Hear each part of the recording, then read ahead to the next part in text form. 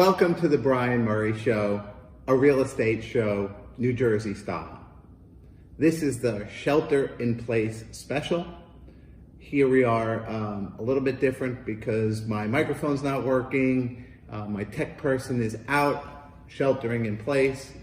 You can see the office is very quiet and a little echoey, but the things we need to talk about today are important and hopeful, and so with that, we'll get started.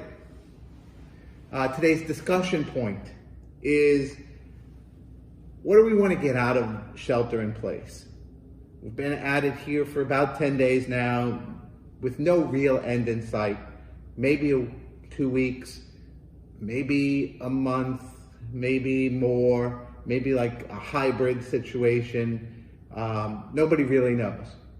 So my question to people is, what do you want to get out of it? What positive things do you want to get out of sheltering in place? What goals could you set for yourself that you might want to achieve within this time? I've invested well over $100,000 in, part of that is in goal setting and goal writing for the last 15 to 20 years. I sit there, I write goals, I write 10-day goals, 30-day goals, 6-month goals, a year goal, 5-year goals. Who knows what a 5-year goal really is? But how do you take those and you break them down into actionable steps, measurable steps, and ideally you have some accountability. So I guess the real question is, with this, are you writing goals? Do you want to write some goals? Reach out to me, DM me, send me an email. I'll be happy to share some templates I have to write goals. I'm happy to even be your virtual accountability partner if you need one, or to recommend some people who might be more appropriate, or that might be a little bit closer to you that can do them with you.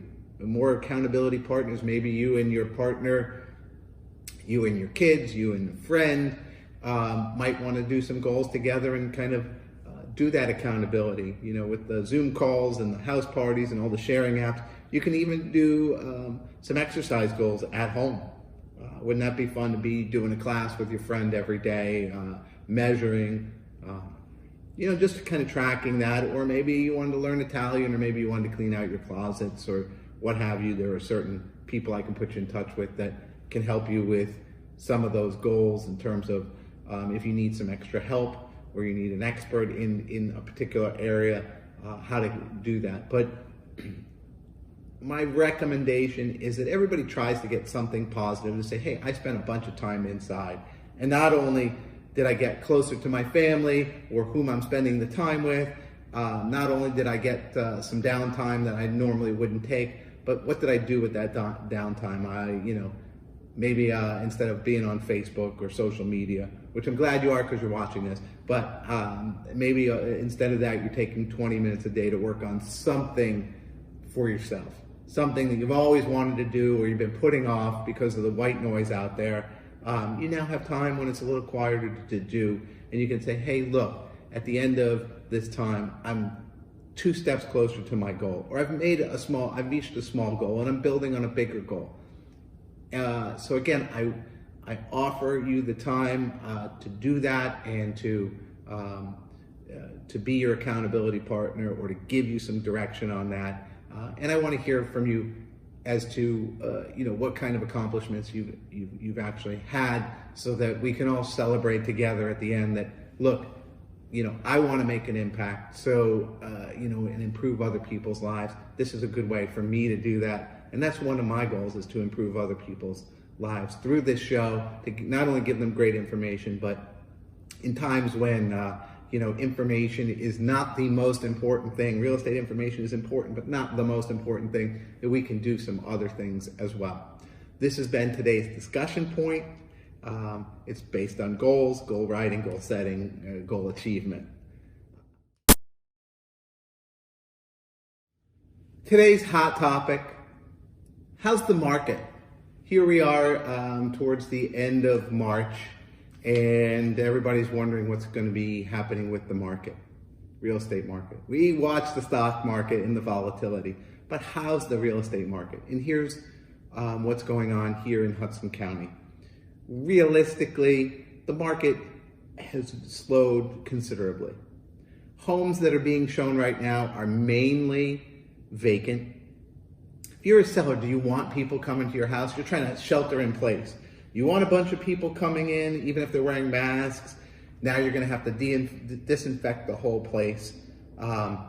It's tough if you're a seller right now because of that. There are virtual tours that you can do to give people a sense. You know what a virtual tour does, and this is the truth. A virtual tour does not sell your place. It simply, in this time, it eliminates your home, which is probably a good thing. So a buyer isn't necessarily coming into your home. They're virtual touring it and saying, hey, maybe this isn't right for me. So you don't have an extra person coming into your home. If somebody likes your home on a virtual tour, that's good news, because then they're serious enough to come out and see it. And you might have one or two people that are very serious about it. And maybe you can then say, hey, it's worth doing a full disinfect afterwards. It's worth making sure that everybody has gloves and masks, and that's an ability to show the place. So it's very difficult to get some showings. And on the buy side, if you don't have to move right now, are you really going into other people's homes to see them, and risk yourself on that side? Now, here's the good news. The good news is there's several things that a buyer and a seller can do in this market right now, and that's prepare, prepare, prepare.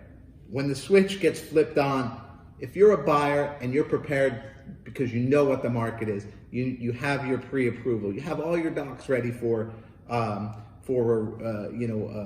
mortgage. You understand what's out there on the market currently, and be ready to pounce on what's coming. Because when the fire hose gets turned on, that's exactly what it is. Typically, a spring market is more like a strong faucet, but it's going to be a fire hose when all this pent up supply that people who want to sell are now going to be putting their homes on the market, and all these buyers who want to buy and take advantage of the low interest rates want to do that as well, and it's going to be this mad free-for-all. And the people who are going to win are the people who have prepared now. Reach out to me. Let's discuss it. Let's discuss what homes are out there on the market. Let's do a virtual tour of them. Let's understand, if you're a seller, what your competition right now is, what it's likely to look like in several months when that faucet does get turned on, so you're prepared. Let's talk about how we're going to get the photos done up front, how we're going to get the marketing done up front.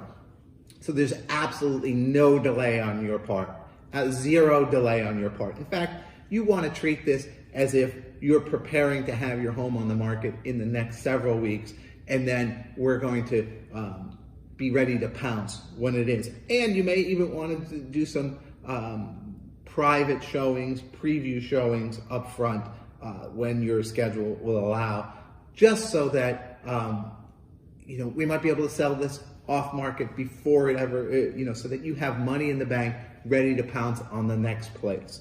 If you're a buyer, you better be ready to pounce. You better be ready to move. You better be, saying, hey, I want to see everything that I can now virtually, so that I'm ready. I understand the market. I understand what's coming on the market, that I can take advantage of this, that I can beat out other buyers, that I can position my offer in a way that a senior agent has ways to position your offer up front so that it's likely to be shown in the best possible light. Reach out to me. I'll go through a whole strategy with you on a Zoom call so that we're ready when the faucet becomes a fire hose, that this is the time. Again, prepare, prepare, prepare. That's today's hot topic, is prepare for when we're back to quote unquote normal. Normal's not going to be normal. Normal's going to be crazy at the beginning, and then I don't know what we're going to have after that. Everything will be different, but normal is not a month ago's normal or last year's normal. Normal's going to be something very different, and by preparing for it, you'll be able to take advantage of it. That's today's hot topic. So welcome to Ask the Expert with Joe Berg, Pinnacle Mortgage Expert, my go-to guy. Today we're doing virtual Ask the Expert here. But, in these times, Joe, I have 3 questions for you. The first question is, hey, what's happening with the mortgage rates? Hey, Brian, thanks for having me on today, and I appreciate this virtual. We're keeping our distance, but yet still being able to communicate. Right now, mortgage rates, as you've seen, are all over the place. For me to answer that question perfectly, I'd be one rich man if I could give you an exact which way we're going. But what I can tell you is I think we've touched on the bottoms. I think we saw a big market restriction where everything pushed back up very quickly, and now we're settling back to where the numbers are still very desirable for both purchases and refinances. So right now, if you're in the market to purchase, I think you're right where you need to be. And as far as refinances go, I think you have another question on that, which we'll get into later. Yeah. And that does lead me into the refi, because I get a lot of clients that are calling about, hey, they want to refi because they want to not only lower their rate, but they want to take some money out and buy an investment property or leverage, because money is so cheap right now that why not be able to go out there and leverage and get another property? I'm all for that, especially with the way the stock market is going right now. Leveraging cheap money to get more property is a great investment strategy for a lot of people. So what's happening? What do you have to do to position yourself for a refi right now, and also a cash out refi? Well, one thing I want to touch on real quick is the Fed cutting interest rates. When the Fed cut interest rates, that's traditionally bad for mortgage rates. Now, this market's in chaos, so to follow anything traditionally is absurd to actually think. Like, I'm watching, the Fed cut interest rates, mortgage rates are going up. They did not go up, but what happened was we saw when this coronavirus came out that rates went down to I've never seen anything in my last 20 years where we dropped a 30-year below 3% with no points, no origination fees, where you could actually buy money over 30 years for under 3. What happened when the Fed cut rates is all the banks got crazy, froze up. We had an influx of refinance applications, and they all pulled out of the market. They didn't care what the 10-year Treasury did. They didn't care what the 30-year MBS did. They just said, you know what, we don't want these loans right now. We raised interest rates. So if you weren't in process, if you were on the fence at that point in time and didn't have your paperwork in, you were left out in the cold because, I'm a loan officer. I can only do one person at a time as quickly to keep my, service up. And the same thing with everybody else. All us mortgage bankers, we can't keep up with the demand. So whoever was locked in and had their paperwork in got taken care of. And then I was very open with my clients saying, hey, look, I have openings next week. I can't keep up with this, but let's keep you in. And then, of course, what happened, banks pulled out of the market and rates went up to where it didn't even make sense at some points. But now we're settling back. We're starting to go back into the mid to low 3s again. So it might be time, if you're going to refinance, my biggest advice to anybody is do not worry about how much lower you can go. Get your stuff in process and get ready to move when the time comes. So what that means is, if you were to apply with me, I'm going to ask you for your current mortgage statement and all your financials. Get them in. Because if they're not in, as far as I'm concerned, it's a proposal. We can't keep up with all the proposals we send out. But I can call you and say, hey, look, I have 3 3/8 on a 30-year fix today. Do you want it? If you want it, we're going to lock it in. And that's the way it's going to start. And you can always get better, but I can't protect it from going back up. Okay. And is there any difference if somebody needs to do a cash out refi? Is it going to change their rate or their difficulty? Yeah, the rates do differ. It all depends on your equity. When you start doing cash out refinances, it really depends on how much equity you have in the property. Okay. The key number to look at is 70% loan to value. Got it. If you're doing a cash out below 70% of your loan to value, and all you do is basically take your loan amount plus whatever cash you're taking out and what you think your value of your property is, and as long as that stays below the 70% threshold, there's not an interest rate hit. Once Right. you go over 70, it could change an eighth or a quarter, but even then, it still might be worth it to you. And then you also have to watch your credit score. Credit score is big.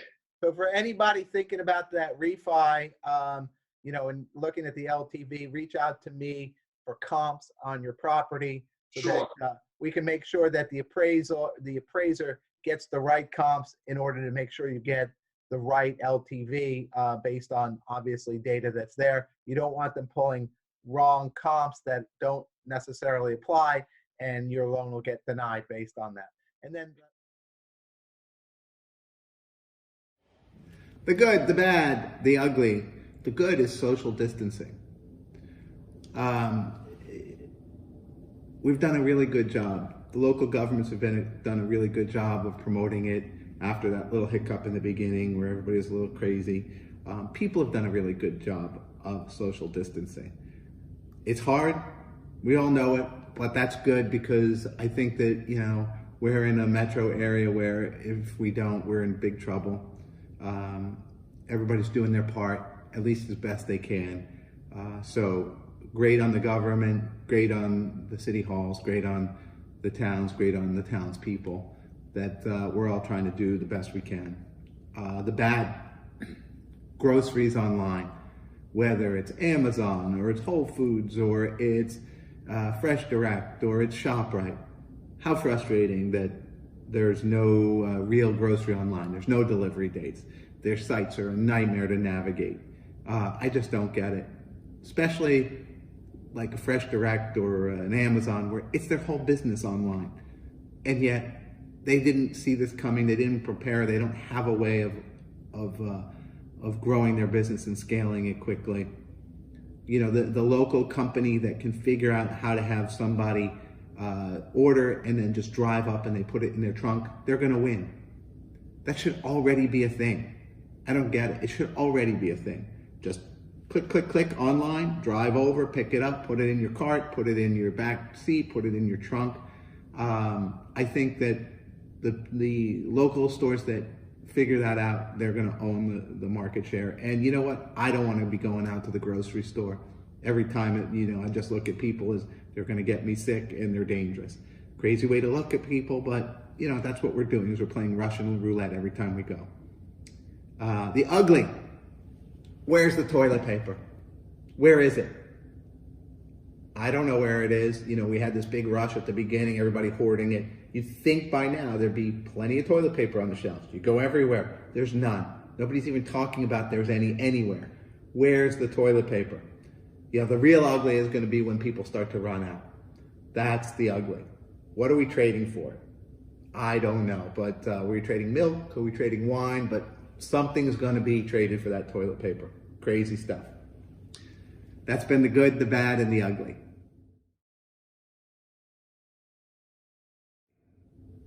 The words of inspiration are: